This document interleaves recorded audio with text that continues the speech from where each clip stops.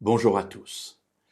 Continuons aujourd'hui, si vous le voulez bien, cette réflexion sur l'homme qui se confie en l'homme et qui est déclaré maudit par Dieu parce qu'il l'a rejeté et il s'est tourné vers les êtres humains imparfaits, pécheurs.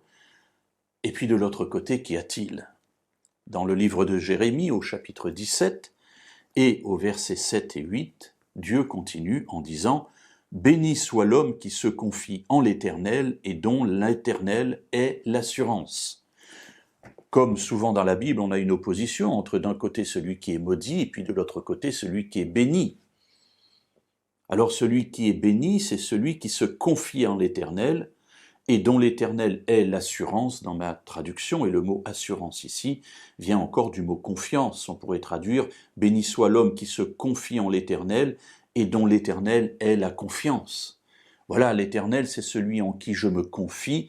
Eh bien là, je suis béni parce que l'Éternel, c'est le Dieu créateur, c'est le Dieu sauveur, c'est le Dieu qui aime, c'est le Dieu tout-puissant, celui qui peut tout pour moi.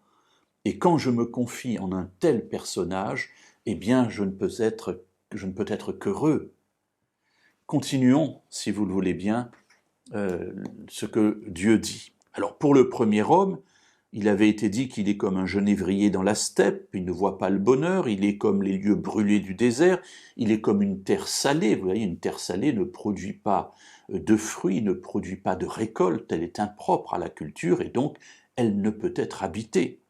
Alors, par opposition, celui qui est béni, à quoi ressemble-t-il? Verset 8. « Il est comme un arbre planté près des eaux et qui étend ses racines vers le courant. Il ne voit pas venir la chaleur.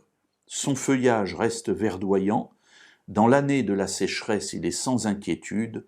Il ne cesse de porter du fruit. » Alors, pour les familiers de la Bible, évidemment, cela vous rappelle un psaume, le psaume 1, où l'on parle effectivement de cet arbre planté près d'un cours d'eau. C'est une image que l'on va retrouver plusieurs fois dans la Bible parce qu'elle est une image naturelle, connue, simple.